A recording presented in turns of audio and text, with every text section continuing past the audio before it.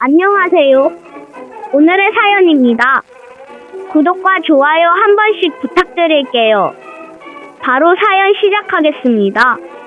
제 이름은 이혜선입니다. 생후 4개월 된 아들을 둔 26세 전업주부입니다. 예전에는 병원에서 간호사로 일했는데 임신을 계기로 퇴사했습니다. 제 남편은 병원장의 아들 김호연입니다. 남편은 병원 총무과에 속해 있었고 병원 경영을 위해 책임지고 열심히 일하는 그의 모습에 첫눈에 반했습니다. 남편도 저를 좋아해줘서 오고 가며 인사하다 조금씩 이야기도 나누게 되었고 데이트를 여러 번 하다 자연스럽게 사귀어 결혼까지 하게 되었습니다. 저에게는 8살 많은 오빠가 있어요. 오빠가 초등학교 6학년 때 제가 5살 때 부모님이 사고로 돌아가셔서 저희 남매는 조부모님 손에서 자랐습니다. 부모님을 한꺼번에 잃은 충격 때문에 당시의 일은 별로 기억나는 게 없지만 오빠에게 들은 바로는 음주운전 차량과 사고가 났다고 합니다. 그날은 부모님의 결혼기념일이었고 오랜만에 두 분이 근사한 곳에서 저녁 식사를 하고 집으로 돌아오는 길이었다고 합니다. 우리는 조부모님 댁에 맡겨져 있었고 조부모님 집을 나설 때 부모님의 표정과 말씀을 오빠는 아직도 기억하고 있다고 합니다. 오늘 엄마 아빠 저녁에 돌아올 거니까 친할머니 친할아버지 말씀 잘 듣고 있어야 해. 아버지는 아무렇지 않게 한 말씀이셨겠지만 오빠 입장에서는 이것이 아버지가 남긴 마지막 말이었고 지금도 생생하다고 합니다. 나이 차이가 나기도 하지만 저는 오빠와 싸우지 않아요. 오빠는 그때부터 저를 제일 먼저 생각해주고 무슨 일이 생기면 바로 도와주는 저에겐 아빠 같기도 한 존재입니다. 제가 가장 의지하는 소중한 가족이죠. 부모님이 돌아가신 후 친척들은 대화를 주고받았고 우리를 시설에 보낸다는 이야기가 나왔다는데 부모님이 사고가 난 날 함께 있던 조부모님이 우리를 키우기로 해주셨어요. 앞으로 함께 산다는 이야기를 조부모님 집 식탁에서 들었을 때를 저도 선명하게 기억하고 있어요. 할아버지는 슬픔을 참으면서 말했어요. 앞으로는 할아버지랑 할머니랑 이렇게 넷이서 가족이야. 어떤 때라도 우리 4명은 믿고 의지해서 살아야 해. 할아버지 옆에서 할머니는 눈물을 흘리시며 살며시 제 어깨에 손을 얹었습니다. 많이 슬프고 힘들지. 괜찮아. 너희들 잘못은 없어. 앞으로 우리 가족 행복하게 살자. 성인이 되고 나서 알게 된 것인데 사실 그날 우리는 외조 부모님께 맡겨질 예정이었어요. 근데 사정이 되지 않으셔서 친조 부모에게 맡겨졌던 거였어요. 아버지가 살아계실 적에 할아버지와 계속 가업을 잇는 것에 대해 옥신각신 다툼이 있었다고 합니다. 그래서 그날도 두 사람은 아침부터 말다툼했대요. 할아버지는 딸기 농장을 하고 있었습니다. 좋을 때는 꽤 괜찮지만 아무래도 날씨나 경기를 많이 탑니다. 그런 할아버지를 보고 아버지는 경기 상관없이 안정적인 공무원이 되었어요. 그래도 가업을 이어달라는 할아버지에게 아버지는 절대로 일을 그만두지 않겠다고 했답니다. 그리고 그대로 아버지는 돌아올 수 없는 사람이 되어버렸고 할아버지는 아버지와의 다툼을 마지막으로 멀리 떠나보낸 형국이 되어버린 것입니다. 그 후 우리는 친조 부모님 댁으로 이사를 하였고 하굣길이나 쉬는 날에는 딸기 하우스를 돕곤 했어요. 할아버지는 제가 초등학교 6학년이 될 무렵에 품종 개량에 성공했고 작고 맛있는 딸기는 TV에도 나오며 입소문이 났습니다. 그 덕분에 제철 딸기는 항상 완판이에요. 전국 단위의 프랜차이즈 카페에서는 상품으로 사용하고 싶다고 정기적인 납품 계약도 했었고 저와 오빠는 경제적으로 어려움 없이 여유롭게 생활할 수 있었습니다. 부모 없이 자란 우리였지만 엄격하고 성실한 할아버지와 따뜻한 할머니 덕분에 부모님 없이도 잘 클 수 있어서 정말 감사했어요. 행복하게 살던 우리는 대학 진학을 계기로 조부모님 집에서 나왔습니다. 오빠는 국립대학에 진학 후 공무원 시험에 합격하며 아버지와 같은 공무원이 되었습니다. 저는 조부모님과 살아가면서 뭔가 보답을 하고 싶다고 앞으로 생활에 도움이 될 것 같은 간호사를 목표로 대학에 진학했어요. 조부모님이 언제까지나 건강하게 살았으면 하는 생각에 자격증을 따기 위해 매일 필사적으로 공부를 했습니다. 무슨 일이 생기면 바로 달려갈 수 있게 저는 오빠의 아파트 근처에서 자취하고 있었어요. 드디어 새로운 생활에도 익숙해졌을 때 할머니의 몸 상태가 나빠져 병원에 입원하게 됐다고 연락이 왔습니다. 저도 여러 번 병문안을 갔고 퇴원 후에는 가족들의 도움이 필요하다고 의사에게 이야기를 들었을 때 저는 조부모님 집에 갈 거라고 오빠에게 말했습니다. 할머니의 간병을 할아버지 한 분에게 맡기는 것은 부담이 크다고 생각해서였어요. 소중한 딸기 하우스도 있고 힘이 되고 싶다는 생각이 들었어요. 하지만 시간이 지났을 때 후회하지 않도록 오빠는 저를 생각해서라도 대학교는 졸업하라고 엄청 반대했습니다. 한편 오빠는 계속 할아버지의 딸기 하우스를 물려받고 싶다고 말했습니다. 하지만 할아버지가 그걸 허락하지 않았어요. 분명 아버지와 싸우고 헤어진 것을 지금도 후회하고 있을 거라고 생각해요. 할아버지가 단호히 반대하셔서 어쩔 수 없이 대학에 진학 후 공무원의 길로 나아갔습니다. 그런데 공무원 생활을 하면서도 계속해서 오빠는 할아버지께 부탁해서 결국 할아버지의 후임자로 딸기하우스 운영을 돕게 되었어요. 저도 어렸을 때부터 딸기하우스를 도와주긴 했지만 오빠는 어릴 때부터 꾸준히 할아버지한테 귀찮을 정도로 맛있는 딸기를 알아보는 법이라든가 키우는 법이라든가 비법을 많이 물었어요. 어쩌면 오빠는 조부모님과 저희 든든한 버팀목이 되고 싶었던 것 같기도 합니다. 저는 주말에만 조부모님 댁에 가서 할머니 병간호를 했는데 오빠는 매일 할머니 병간호와 딸기 농사를 병행했어요. 그리고 저는 멋지게 한방에 시험에 합격하여 간호사 자격증을 따고 병원에서 일하기 시작했습니다. 그곳에서 남편을 만나 결혼한 것은 입사 1년 후입니다. 너무 빨리 출가 외인이 돼버렸지만 저는 제 결정에 대해 후회하지 않아요. 성대한 결혼식에 오빠는 부모님 사진을 가지고 와줬어요. 그때 오빠와 할아버지의 기쁜 표정은 평생 잊지 못하겠네요. 결혼 축하해. 앞으로도 행복하게 잘 살아. 혜선이가 기쁘다면 나도 기뻐. 돌아가신 엄마 아빠도 혜선이의 결혼을 축하해 주시고 계실 거야. 안타깝게도 할머니는 몸이 좋지 않아 결혼식에 참석하지 못했지만 친척이 계속 영상을 찍어서 보내줬다고 했어요. 간병인과 함께 영상을 봐주셨다고 하는데 할머니도 좋아해 주셨던 것 같아요. 저는 매우 행복했습니다. 결혼식 후 할머니가 세상을 떠나셨을 때 남편은 저를 위로해줬고 마음이 진정될 때까지 푹 쉬라며 집안일도 모두 대신해줬어요. 할머니의 죽음은 저에게 엄청난 충격이었지만 할아버지는 저보다 더 할머니의 빈자리를 괴로워하셨어요. 오빠는 그런 할아버지를 열심히 보살피며 딸기하우스 운영에 힘썼습니다. 그로부터 반년 정도 지났을 무렵의 일이에요. 도와줘. 오빠. 아기를 품에 안고 앙상해진 저를 본 오빠는 깜짝 놀라 했습니다. 한겨울 심야인데도 외투도 입지 않고 덜덜덜 떨면서 도와달라고 하니 누구나 놀랄 거예요. 이게 무슨 일이야? 얼른 들어와. 몸부터 녹여야겠다. 오빠는 서둘러 집으로 들어오라고 했습니다. 아기만은 지키고 싶어서 도망칠 때 서둘러 담요에 싸웠기 때문에 따뜻한 담요 속에서 조용히 잠을 자고 있었어요. 하지만 저는 몸이 너무 차가워져서 떨림이 멈추지 않았어요. 도대체 무슨 일이 있었던 거야? 내 여동생에게 이런 짓을 한 게 누구야? 오빠는 두 주먹을 불끈 쥐면서 엄청 화를 냈어요. 저는 오빠의 목소리를 들을 수 있어서 진심으로 안심하고 눈물이 쏟아져 나왔습니다. 오빠 고마워. 갑자기 찾아와서 미안해. 사실 도망가지 않고 열심히 살아보고 싶었어. 할아버지나 오빠를 걱정시키고 싶지 않았어. 하지만 견디지 못하고 도망쳐 나왔으니까 지금까지 있었던 일을 이야기해줄게. 저는 결혼 후 병원 근처에 신혼집을 구해서 살기 시작했어요. 아이가 태어나고 나서는 저에게 부모님이 없다는 것과 조부모님에게도 일과 건강 때문에 의지할 수 없다는 것을 걱정해주신 시부모님께서 시댁으로 들어오라고 하여 함께 살게 되었어요. 남편의 가정은 복잡합니다.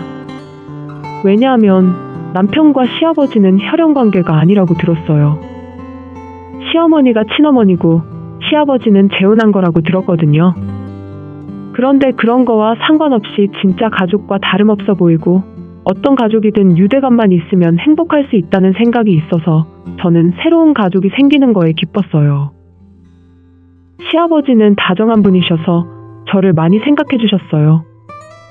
부담 갖지 말고 필요한 거나 하고 싶은 말이 있으면 뭐든지 얘기해. 시부모님 집이라고 생각하지 말고 내 집이라고 생각하고 편하게 푹 쉬어. 어렸을 때 아버지를 여인 저에게 시아버지의 다정한 말들은 하나하나가 마음에 와닿았어요. 아버지가 살아계셨다면 이런 느낌일까? 라는 생각을 많이 했어요. 그런데 저와 시아버지의 대화를 시어머니는 반가워하지 않으셨어요. 여보, 혹시 며느리한테 관심 있는 거 아니지? 다 늙어서 주접도 적당히 떨어야지. 이렇게 말하는 거예요. 분위기가 좋지 않게 흘러가면서 시집살이가 본격적으로 시작하는 데는 얼마 걸리지 않았습니다. 부모 없는 애들이 꼭 티를 낸다니까. 가정교육을 제대로 못 받아서 기본적인 것도 안 돼 있어. 그래서 어디 가서 아들 체면이나 제대로 세워주겠어? 가난하게 자란 너와 이 집은 수준이 맞지 않아. 빈부격차가 많이 나니까 생각하는 게 너무 달라. 이런 막말들 뿐만 아니라 제가 설거지를 하고 있으면 온갖 트집을 잡으며 다시 하도록 했고, 심할 때는 물벼락을 맞기도 했습니다. 저만 식탁에서 밥을 못 먹게 한다거나 얼마 전에는 신발에 압정 같은 게 들어있기도 했습니다. 시어머니 집은 제법 잘 살아서 이모부님이 가업을 이어받아 프랜차이즈 카페를 운영하고 있는 걸로 알고 있고 사업을 점점 확장 중이라고 들었어요. 그러면서 병원에서는 사람이 부족하다는 이유로 노동 착취를 일삼았어요. 쉬는 시간이나 퇴근 시간 이후에도 눈치가 보여서 다들 일을 했어요. 병원에서 근무할 때 몇 번 목격한 게 있는데 남편이 병원에서 권력을 휘두르는 거예요. 내가 이 병원의 후계자인 거 몰라? 내 말 안 따르면 나중에 이 병원 물려받았을 때 다들 뼈도 못 추릴 거라는 거 잘 알고 있겠지? 신입 직원에게 화풀이도 했어요. 이거 누구 담당이야? 비품이 부족하다고 몇 번을 말해? 재고 소진 전에 넉넉하게 주문 넣으라니까? 이런 거 하나하나 다 알려줘야 해? 유치원생이야? 제발 좀 월급 받으면 돈값을 좀 해. 간호사나 총무격리과 직원들이 남편을 위해서 존재하는 것도 아니고 환자를 위해서 매일 필사적으로 일하고 있는데 이런 식으로 말하면 안 되잖아요. 저는 무심코 남편에게 한마디 했어요. 잠깐, 그렇게 말하면 안 되지. 다들 열심히 일하고 있는데 아무것도 안 하는 당신이 할 말은 아닌 것 같은데. 제가 반항적인 말을 한 것을 용서할 수 없었나 봐요. 직원들 앞에서 망신을 당했다고 격분했고 다음 날부터 제가 말을 걸어도 피하기만 했어요. 오래전부터 며느리에게 너무 잡혀있는 것 같다고 시어머니가 말씀하신 것도 영향을 주고 있는 것 같았습니다. 이런 환경에서 시아버지는 제 구세주였습니다. 시아버지 앞에서는 시어머니도 남편도 저를 괴롭히지 못했거든요. 하지만 시아버지가 질환으로 알아 누우시며 시어머니의 괴롭힘은 심해졌어요. 그간 고생하신 시아버지를 짐짝 취급하고 저에게 간호도 맡으라고 했어요. 마치 가정부 같은 삶입니다. 아기를 업고 집안일도 해야 하고 시집살이도 견뎌야 하고 정신적으로나 육체적으로 점점 한계에 부딪히고 있었어요. 며느리한테 말을 왜 그렇게 해? 시어머니가 심한 말을 할 때면 시아버지가 몇 번 화를 내주셨지만 기력이 쇠해져 누워만 있을 뿐인 시아버지가 시어머니는 무서울 게 없어져 저를 점점 고달프게 했어요. 당신 아직도 며느리 감싸는 거야? 요단강 건널 때 며느리도 데려가려고 그래? 나보고 빨리 죽으라는 거야. 말이 왜 그래? 멀쩡한 며느리를 누가 데려간다고 그래? 아이고, 화통을 삶아 먹었나? 입은 아직 살아가지고 시끄러워 죽겠네. 거기 이 얌전히 누워서 TV나 봐. 그렇게 계속 나불대면 당신 처승길만 시끄러워지는 거야. 시어머니는 입에 담지 못할 말로 시아버지까지 괴롭히셨어요. 저는 여전히 식탁에서 함께 식사할 수 없었어요. 뭘 잘했다고 배불리 밥 먹으려고 해. 우리가 먹고 남은 거로 비빔밥이나 해 먹어. 시어머니의 막말에 점점 식욕이 없어져 갔고 거울 속 저는 많이 여위고 해골이 도드라져서 제가 아닌 다른 사람 같았어요. 너 갑자기 확 늙어버린 거 알아? 이게 원래 모습이야? 완전히 사기네. 나는 네가 예뻐서 결혼했는데 이렇게 할머니 같은 얼굴을 쪽팔려서 데리고나 다니겠어? 이런 말을 듣고 저는 방에서 쫓겨났습니다. 이 집에 제가 설 자리가 없어졌어요. 저뿐이라면 뭐든 참을 수 있었겠지만 소중한 우리 아이가 있어요. 저는 아이를 지켜내기 위해 부엌에서 자게 되었습니다. 이만큼 저를 몰아붙여 놓고 두 사람은 아직 부족한가 봐요. 이번엔 제 소중한 아들까지 욕하기 시작한 겁니다. 배를 이을 아들인데 지혜미가 멍청해서 머리도 닮을까봐 걱정이네. 야, 시끄러우니까 애 좀 그만 울게 해. 똑바로 애 안 봐? 아들에게 아무 관심 없는 줄 알았는데 저런 말을 들으니 더 이상 참을 수가 없었어요. 아들까지 괴롭히기 전에 도망쳐야 한다고 생각했어요. 하지만 항상 저를 감싸주신 시아버지가 계속 눈에 밟혔어요. 제가 이 집을 나가게 되면 시아버지는 바로 버림받을 게 뻔했어요. 그런 생각으로 시아버지를 간호하고 있을 때 제게 말했습니다. 며느라, 생각하고 있는 게 있으면 바로 행동하도록 해. 나는 괜찮으니까 오빠한테 도망가. 그렇게 말하고 시아버지는 서랍을 열라고 하셨어요. 서랍 속에는 5만 원짜리가 10장 있었습니다. 아버님, 이거는 그거면 차비는 될 거야. 그거 갖고 얼른 도망가. 손주를 생각해서라도 미련 없이 떠나도록 해. 손주는 절대 뺏기면 안 돼.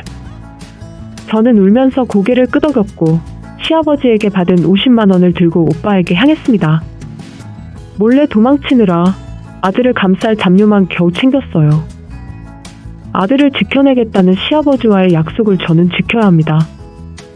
택시를 타고 아들이 식지 않았는지 여러 번 확인하고 담요로 아들의 몸을 따뜻하게 했습니다. 제가 오빠에게 도망온 경위를 이야기하자 할아버지도 오빠도 분노로 떨고 있었어요. 그동안 잘 참고 잘 견뎠어. 오빠한테 돌아와줘서 고마워. 이제 걱정하지 마.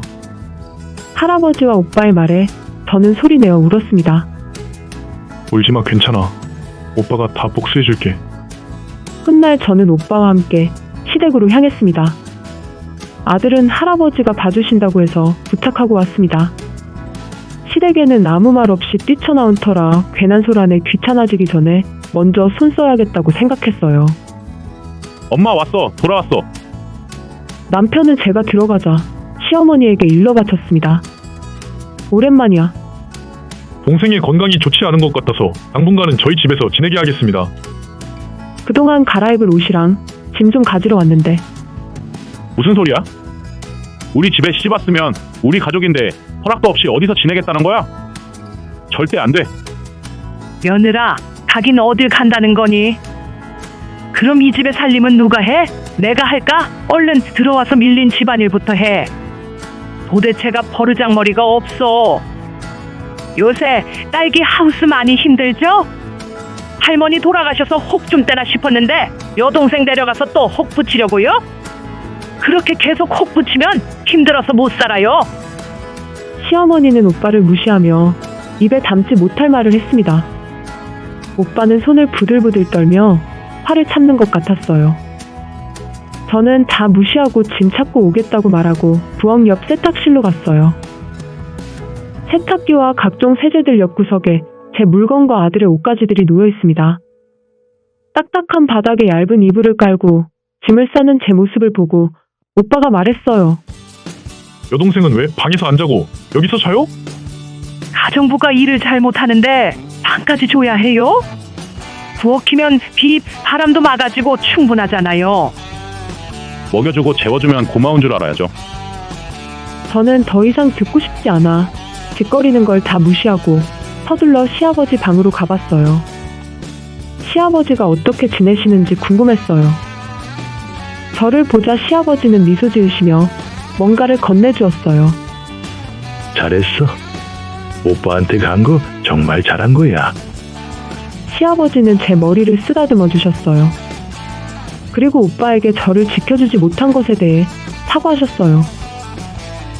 그날은 바로 할아버지 집으로 돌아갔고 얼마 뒤 저는 할아버지와 오빠와 함께 시댁으로 갔습니다. 시아버지와의 약속이기도 한 아들을 지켜내겠다는 것입니다. 어머니로서 확실하게 단판 짓고 싶었어요. 시댁에 도착하자마자 이혼 신고서를 전달하고 그 자리에서 사인해 달라고 했습니다. 네가 스스로 이혼한다고 한 거니까 양육비라든지 위자료 같은 건 일절 기대하지 마. 다 네가 자초한 일이야. 남편을 사인하면서 자초한 일이라고 말했어요. 저는 바로 이혼 서류를 가방에 넣고 시어머니와 남편의 폭언, 욕설이 담긴 녹음을 재생했습니다. 이것 말고도 이혼 사유가 될 만한 건 많이 있습니다. 이게 건방지게 누구 협박하는 거야?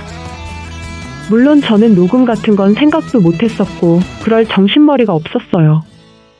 이건 시아버지가 저를 도와주겠다고 녹음하셨던 겁니다.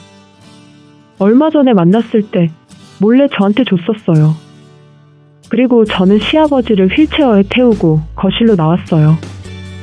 나도 이참에 이혼할 거니까 여기 사인이나 해. 여기서 멀리 떨어진 실버타운에 들어가서 여생을 보낼 거야. 원하던 건데 대신 말해주네. 그런 거라면 기꺼이 이혼해줘야지. 시아버지와 시어머니도 이혼 신고서를 작성하셨어요. 그 순간 할아버지의 핸드폰으로 전화가 왔어요. 그게 어렵게 됐어요. 모든 매장에 저희 딸기를 드릴 수 없으니 계약은 없던 걸로 해주세요. 지금 2년을 끊고 나가는 마당에 이 사람들과 계속 엮일 수는 없잖아요? 시어머니의 이모부가 운영하는 프랜차이즈 카페인데 사실 실적 부진으로 적자가 계속되고 있어요. 어떻게든 살리기 위해 투자를 해서 사업 확대를 해봤는데 역시나 잘 안 됐어요. 요즘 인기 있는 우리 딸기를 이용해서 딸기 신상품을 내고 싶다고 이야기를 한 거였어요. 할아버지의 전화가 끊기자 곧바로 시어머니에게 전화가 왔어요. 그리고 도와주진 못할 망정 방해하냐고 10원짜리 하나 못 챙길 줄 알라고 말씀하시는 게 다 들렸습니다. 파랗게 질린 얼굴로 시어머니는 왜 그러냐고 말하며 계속 혼나셨어요. 긴 통화가 끝난 후 자신이 어느 입장이었는지를 파악한 것 같았어요. 그리고 곧 연거푸 사과하기 시작했습니다. 제가 다 잘못했습니다. 제가 이런 일이 진행되고 있는지도 모르고 죄송합니다.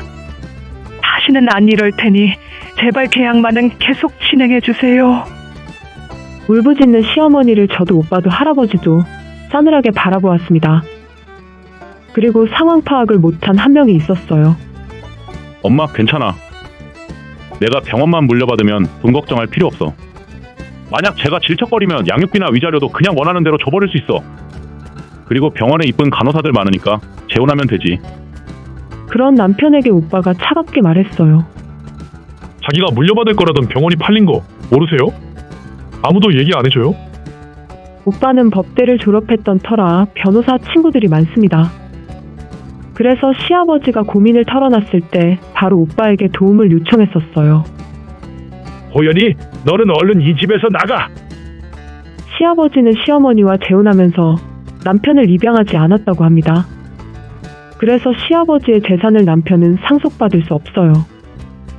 시아버지는 힘든 와중에도 계속 보살펴준 저를 입양해 주셨고 만약 돌아가시게 되면 모든 재산을 저에게 주겠다고 유서도 공증받으셨어요. 그러자 이 사실을 알게 된 남편은 아까 이혼 신고는 없던 걸로 하자고 짓거렸습니다. 좋다고 사인하더니 자업자득이죠. 그 후 시부모님은 녹음한 게 있어서 이혼이 성립되었어요. 저는 최대한 고통을 주기 위해 변호사와 계속 상담받고 있어요. 시어머니와 남편은 외곽의 아파트로 이사하면서 지금의 삶과는 다른 삶을 살게 되었어요. 월세도 밀리고 직장도 아직 못 구했다는 소문이 들리네요. 시아버지는 실버타운이 생각보다 만족스럽다며 자주 연락이 옵니다. 사랑하는 가족들이 모두 앞으로 행복하기만 했으면 좋겠네요. 시청해주셔서 감사합니다. 그럼 다음 영상에서 다시 뵙겠습니다.